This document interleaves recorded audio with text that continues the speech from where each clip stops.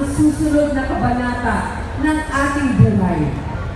Sabi ng aking ina, anuman ang aking gagawin, natapatan ko ang bawat butil ng pawis, ang bawat tulo ng pawis ng dasal. Kaya dito, sa makasaysayang lugar na ito, sa harap ng bayan, sa mata ng Diyos at ng poong Nazareno, inaalay ko sa inyo ang panatang ito. Ako po si Grace Poe, ina, anak, Pilipino, buong puso at tatang na ipagtatanggol ang programa ng gobyerno may puso na ating itatayo. Mga plano ko para sa pamilyang Pilipino, ang mga mithiin ko para sa ating bansa at sa ating mga anak, at doon sa mga taong pilit dinudumisan ang aking pangalan at pagkatao, handa ko rin ipagtanggol ang ating pagka-Pilipino ngayon at dito.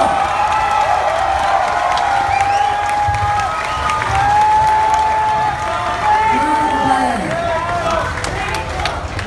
parating na ang gobyerno may puso na magpapalakas sa ekonomiya para makapagbigay ng trabaho sa lahat. Sa mga Pilipinong ginagapang ng edukasyon ng kanilang mga anak, parating na ang gobyerno may puso na sisiguraduhin na sagana sa libro, classrooms ang lahat ng paaralan mula kinder hanggang kolehiyo. Sa mga Pilipinong nagdarasal, tuwinang umaalis ng bahay, na sana huwag silang ma-hold up at manakawan. Parating na ang gobyerno may puso na tutulungin ang krimen, paparusahan ang may sala, at ikapalat ang maraming pulis na matitino upang ligtas tayo saan man at kailanman. Sa mga Pilipinong napawin na ang mga luma sa pamamalimos ng tulong para sa mahal sa buhay, sa kanilang mga may sakit, parating na ang gobyerno may puso na magpapamoderniza ng mga ospital na may sapat na doktor, gamit at gamot. Sa mga Pilipino, inantay pero walang matuka, na tanging dalangin ang may laman ang kaldero. May kain sa parati ang inaalay ng gobyerno may puso at maglalagay ng abot-kayang pagkain, kasama na ang pagkain ng lahat ng bata sa mga public schools. Sa mga Pilipino, matagal nang pasan ang mabigat na krus ng mataas na buwis. Parating na ang gobyerno may puso na pagagainin ang inyong paghihirap at susuklian ng tama at wastong serbisyo. Sa ilalim ng isang gobyerno, bawal ang tong, ang opisina ay dapat hindi nagumoto at walang proyektong walang patong. Sa mga Pilipino, tinitiis ang kalbaryo ng traffic hindi lamang dito sa Metro Manila, kundi sa buong Pilipinas. At ang haba ng pila sa MRT na palagi na lang tumipilit. Parating na ang gobyerno may puso na hindi pabaya, na ang tugon sa problema ay solusyon at hindi sisi. Sa mga Pilipinong nasa kalayunan, naluha na lang ang ipinagdidilig sa lupa dahil walang tubig. Dumarating na ang gobyerno may puso na magbibigay sa inyo ng irigasyon, kalsada at mga ayuda ng pataba at kagamitan para sa mga magsasaka.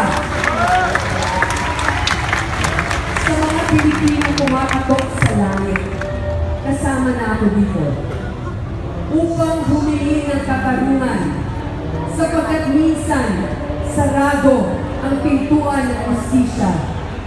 Nandito na, parating ang gobyernong may puso na pantay, ipapatupad ang batas, ipapakulong ang abusado, mayaman man o nasa pwesto, kaibigan man o kamag-anak, ito ay totoong kailangan magbayad, ipagtatanggol ang mga inaapi at ipaglalaban ang mga OFW saan man sila sa mundo. Sa mga Pilipino na ang pananaw, reliyon o estado sa buhay ay nasa minorya. Silang mga biktima ng diskriminasyon, mga lumad at katutubo, mga LGBT. Parating na ang gobyerno may puso na buong igagalang ang inyong mga karapatan.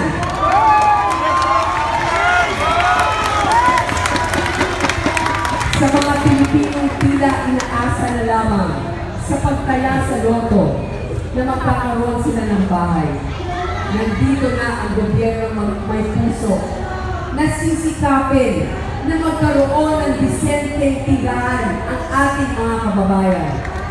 Sa mga Pilipinong sawa na sa bagal ng serbisyo ng pamahalaan, pagod na sa mahabang pila, pikot na sa tagal ng tulong pag may bagyong sakuna. Parating na ang gobyerno may puso na maaga at may malasakit. Isang gobyernong bawal ang tamad, bawal ang makupat at magnanakaw. Sabi ng aking ama, huwag mong sabihin na marami kang salati. Huwag mong sabihin na marami kang tauhan. Pare-pareho lang tayo. Dapat ang lahat ay maabot ang kanilang pangarap.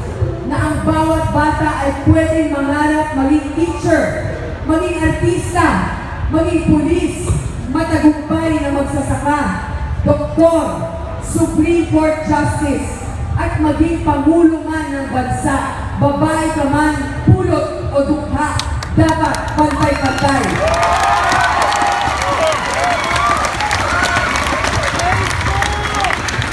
Puno na ang salok ng kahirapan. Puno na ang salok ng katiwalian at dapat na itong kalusin. Ipaglaban natin na ang bawat isa ay may pagkain, may hanap buhay at may edukasyon. Nakataga sa bato at nakapukit sa aking puso.